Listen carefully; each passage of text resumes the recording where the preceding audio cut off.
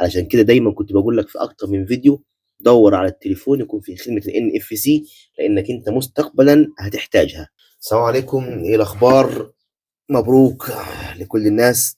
البنك المركزي اعلن عن خدمة جديدة جدا مميزة عندنا في مصر هنا، اللي هي سوفت بي او اس. يعني خدمة ما شاء الله. بص كده هنلاقي تعليقات كتير من الناس.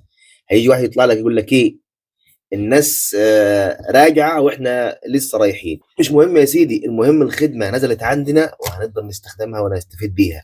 لو انت صاحب محل، صاحب مشروع، صاحب شركة، صاحب محل بقالة، صاحب يعني قدرة فول، وعندك موبايل موجود عليه NFC، تقدر العميل يدفع لك ثمن الفول او ثمن الخضار او ثمن اي حاجة بالفيزا كارت عن طريق التلامس بالموبايل. كده كان راحت الفلوس. كوبايه البن بتاعتك الحلوه زي دي كده، وتعالى نرغي شويه، هتستفاد بصراحه يعني. بسم الله.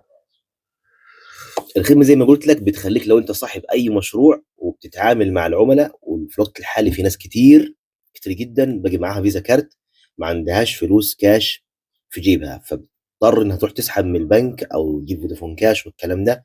دلوقتي عن طريق الفيزا معاك موبايل فيه NFC، بتعمل كده خلاص، الدفع القيمه بتاعت الفلوس.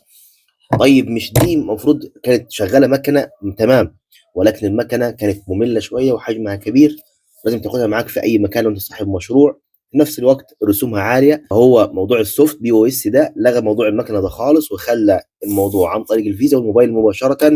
يعني الموبايل ده مكان المكنه بتاعت الدفع الالكتروني. تعال اشرح لك بالتفصيل كده وركز معايا. ايه الخدمه؟ اسمها تاب وان فون او سوفت بي او اس. طيب بتعمل ايه ببساطه سريعه كده؟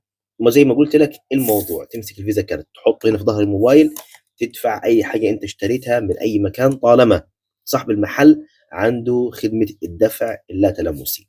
طيب هنا بيقول لك ايه الفرق بينها وبين الموبايل العادي؟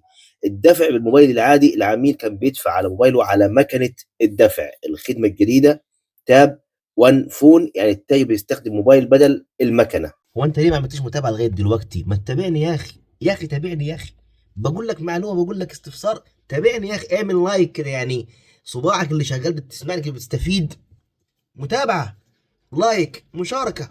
طيب ايه الفرق بينها وبين المكنه؟ دلوقتي التاجر مش محتاج يجيب مكنه ويروح يسجل في البنك ودوشه كتير وتسجيل وتتدرب عليها. دلوقتي التاجر اللي هو صاحب المشروع هو اللي بيستخدم تليفونه مكان المكنه الضخمه والكبيره في حاله الدفع. طيب ازاي العميل بيدفع؟ بص كده، العميل بيدفع ازاي؟ بيحط الفيزا على الموبايل، يدفع من تليفونه عادي، يدفع باي كارت لا تلامسي عادي، مفيش اي مشكله. طيب ايه مميزات الخدمه دي؟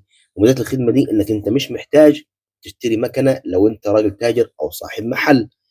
تاني حاجة إن هي أرخص في الرسوم في بعض المشتريات بشكل كبير. تالت حاجة سهل تحمل التطبيق ده وتستخدمه في أي مكان أنت موجود فيه.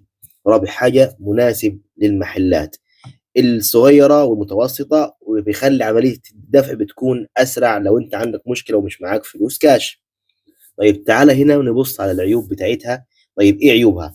اول عيب معانا انه لازم الموبايل يكون حديث وفي خدمة ال NFC.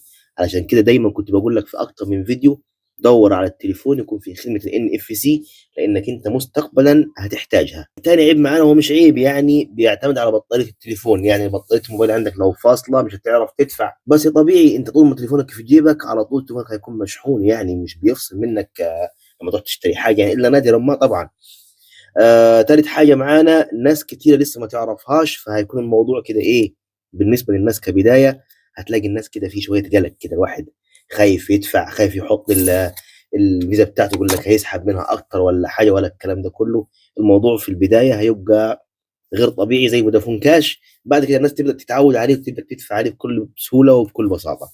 رابع حاجه كمان، ممكن يكون فيها حدود لمبلغ العمليه في بعض الاحيان. يعني انت ممكن يعني تكون تمن حاجه معينه رقم كبير، الفيزا عندك مش هتدفع لك الرقم ده مره واحده، ممكن تدفعه على اجزاء بس عادي، الحال بيمشي. ولكن لما تشتغل الامور دي ان شاء الله اكيد في المستقبل هيكون في تحديث وفي تعديل على اكتر من ميزه فيها عشان تكون شغاله معاك بصوره افضل. طيب ليه البنك المركزي عمل الحوار ده؟ طب ليه شغالين الموضوع ده؟ اهم نقطه عملها البنك ان هو عايز يتحكم في الفلوس اللي داخله واللي طالعه، ما يبقاش في تلاعب، يعرف الفلوس داخله فين رايحه فين، يبقى كله ماشي على سيستم ونظام واحد ككمبيوتر. الفلوس اللي داخل الدوله داخله وطالعه عن سيستم معين، ما فيهاش تهريب، ما فيهاش كذا، ما فيهاش كذا. غسيل الاموال زي ما انت فاهم، يعني معروفه دي رايحه فين جايه من فين الكلام ده كله. تاني حاجه علشان يقلل استخدام الكاش وطباعه الورق في الدوله، لان طباعه الورق دي بتكلف برضه ويبقى عليها مشاكل كتير وحوارات كتير وبتدوب في الايد، فهو عايز يخلي كل حاجه الكترونيه، يفضي بمعنى اصح يجيب الناس من الكاش والورق المرهق ده. يعني رايح تشتري حاجه بدل ما تحط لك 10 15000 جنيه في جيبك ولا 20000 جنيه في جيبك، عن طريق التليفون تك دفع بالسلامه، روح روح السلام عليكم وعليكم السلام. سهل لك الدفع الالكتروني، بقى الموضوع اسهل بشكل كبير واسرع وافضل من اي حاجه. وكده كده فلوسك من البنك رايحه للبنك، من البنك رايحه للبنك. طيب ازاي نقدر نشغل الخدمه دي ونشترك فيها ازاي؟ والتطبيق ده ننزله من فين؟ تعال هقول لك هنا. اول حاجه لازم يكون عندك موبايل اندرويد او غير اندرويد، المهم يكون في خدمه ال NFC اللي انا قلت لك عليها قبل كده. تاني حاجه الموبايل مش معمول له روت، عشان تاخد بالك هنا انا بقول لك الروت بتاع الموبايل لما يتعمل روت او سوفت وير كسر للحمايه، مش سوفت وير، الروت اللي هو بتكسر الحمايه بتاعه المصنع بتاعه الموبايل.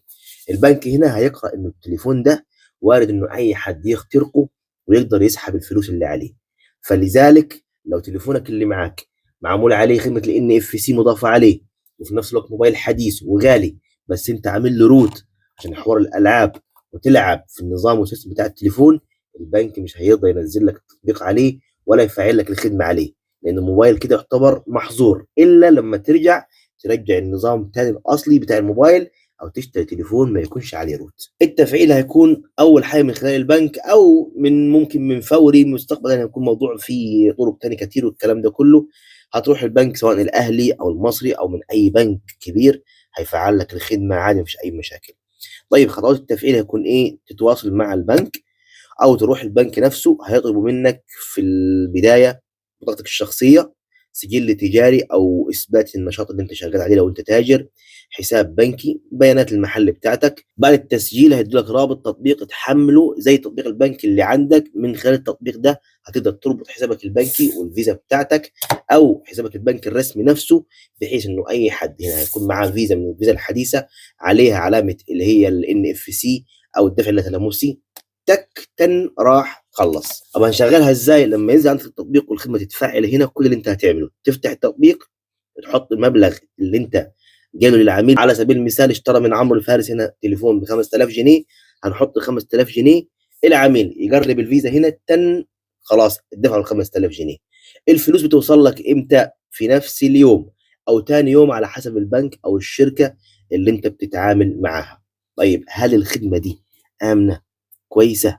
امان على فلوسي؟ مضمونه ولا مش مضمونه؟ اولا العمليات مشفره جدا، معتمده من البنك المركزي، نفس الامان اللي على ماكينات الدفع الالكترونيه العاديه. طب هل الخدمه دي مناسبه لاي حد؟ الخدمه بتوفر ثمن المكنه بدل ما تدفع 3000 ولا 1700 ولا 2000 جنيه. تاني حاجه سهله تحملها على اي تليفون تتحرك بيها في اي مكان انت عايزه. بتسهل البيع للعملاء، يعني ما فيش اي واحد في محل هيخش لك، او لو عندك المحل او شركه او بتاع بقاله انت، اي زبون هيدخل لك سواء معاه فلوس كاش او فودافون كاش او حساب بنكي او فيزا كارت، هتقدر تبيع له الخدمه وتاخد منه فلوسك. يعني انا ممكن في بعض الاحيان بتخش لناس تدفع بالفيزا، بقول له ما عنديش والله فيزا، ممكن يلف يروح لحد تاني. فلو تكون عندك الخدمه انت زي كده، يبقى انت كده شغلت نفسك واستفدت اكتر، وخدمه عندك بقت مميزه انه اي حد يقدر يشتري السلعه من عندك وهو مطمئن، وانت كمان تقدر تحاسب على فلوسك ومفيش زبون يمشي من عندك زعلان. بس كده، ودي كل حاجه عن الخدمه اللي نزلها البنك بشكل يعني تفصيلي كامل، عيوبها ومميزاتها، تدفع ازاي، هل تنفع معاك ما تنفعش معاك. وانت في الاخر قول لي ايه رايك، هل الخدمه دي هتكون مميزه حلوه هتعمل ميزه جديده في مصر عندنا هنا، ولا هتقول لي زي الناس في التعليقات يا راجل ده احنا عايشين في الخليج وفي اوروبا والناس راجعه من هناك واحنا لسه رايحين؟ ايه رايك؟ في التعليقات مستنيك. تحياتي ليك، بحبك في الله.